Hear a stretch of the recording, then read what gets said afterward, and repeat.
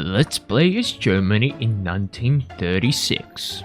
Trench infantry, as for research, and let's choose our rivals carefully. Britain and France, and I would also put Poland as well. Let's put our advisors. They should be very useful. And after this is all done, let's actually regroup our army and start preparing for war. Let's build up the economy in Berlin, build a factory and some manufacturing as well, you know. Trade center, a bank, and some railways. Tax office, royal palace, interesting.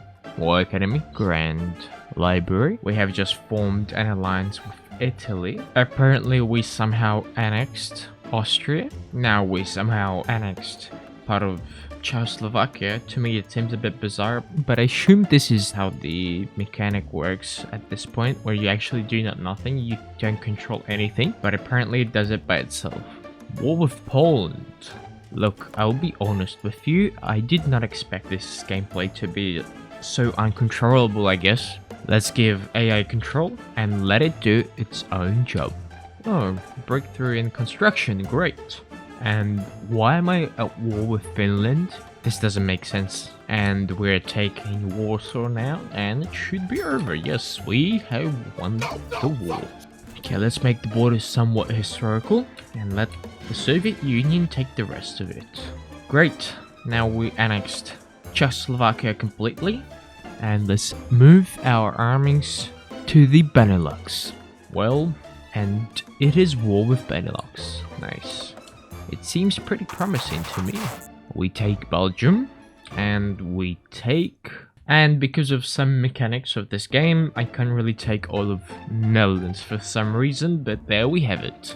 Germany versus the Soviet Union. Let's call Italy in.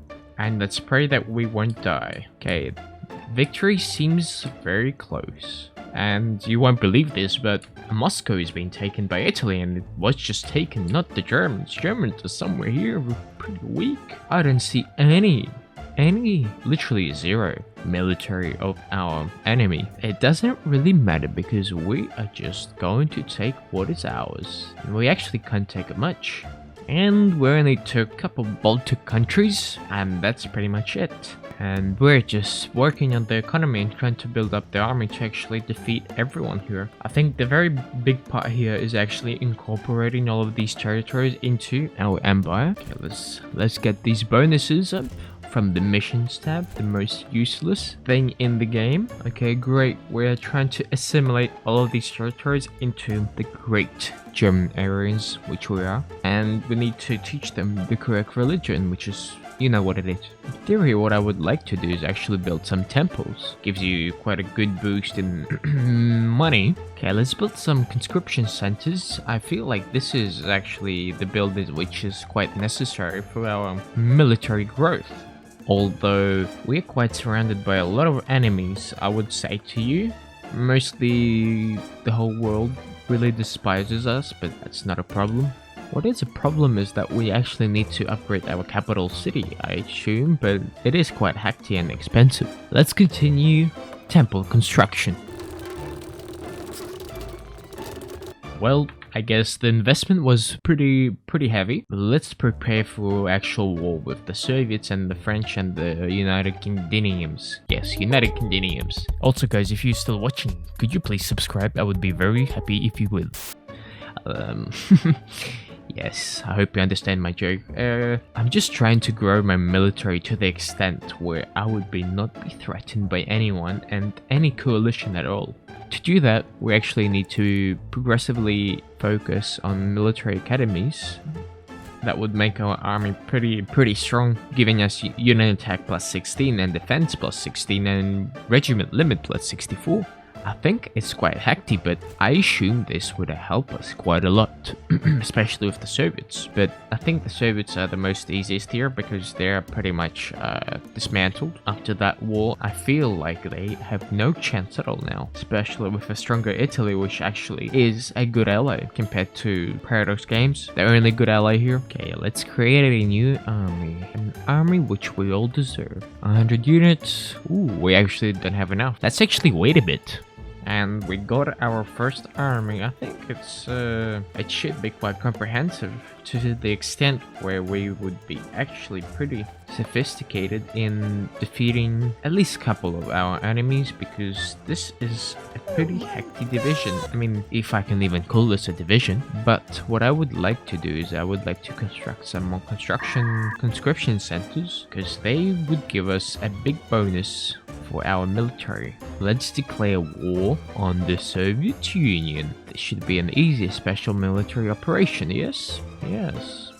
We did take Moscow and we took Crimea. And now what we do is we actually have to incorporate this all into our new empire. And let's actually have a look what our infamy is. And we will probably get a coalition against us, which is preferably we need to actually increase our military spending by a lot to compensate if it comes to it. There is a large possibility of a coalition gaining up on us, but if everything will go well and we'll be strong, this shouldn't... Oh wait, no, the coalition did begin.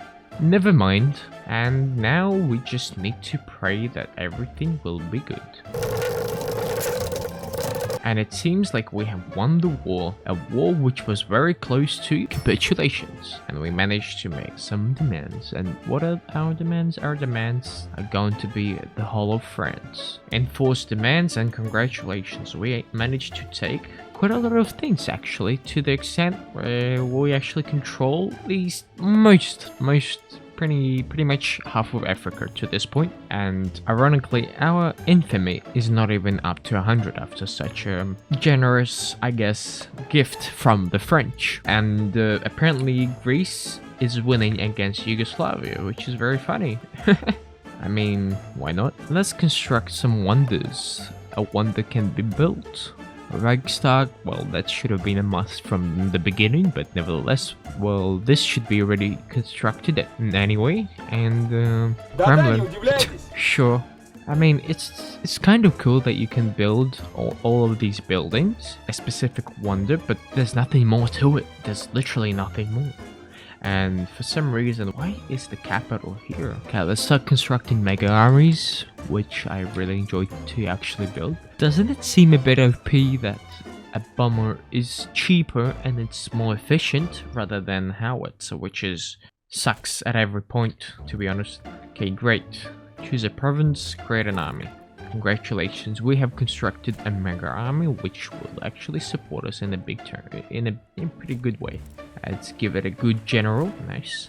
And congratulations, we have an army which is destined to kill. And let's increase our manpower. This is very important for our military limit. Well, Greece have been divided into two by Turkey. And congratulations, I actually done the whole economic tree here. And all those missions I need to be clicked through because I don't want to miss out on some buffs, but honestly this is quite lame anyway.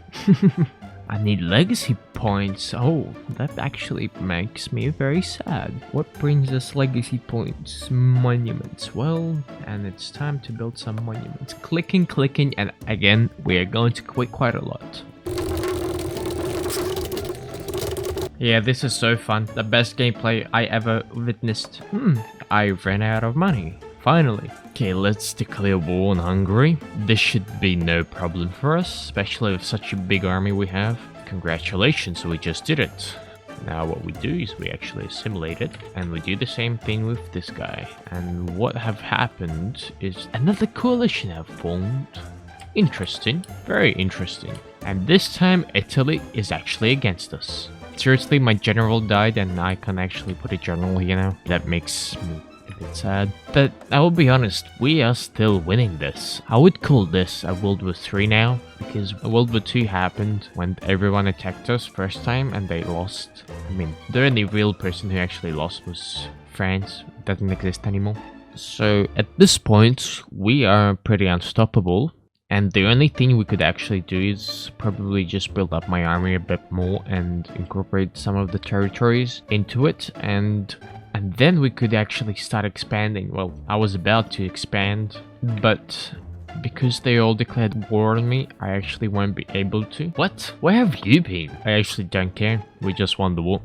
And what we do is we now incorporate all of the territories of Great Britain into our own. I feel like this should be a pretty extensive development in the world politics, definitely in the world politics, but most likely geopolitics as well, which to me seems like a pretty good indicator that we are now definitely unstoppable. And what it means is that we have India under our control, and we have quite a lot of things under our control. Although Luxembourg could actually threaten us quite extensively. Look at so much potential to actually kill us. Forgive me. Well, it's 1989 somehow, and we're declaring war on Turkey.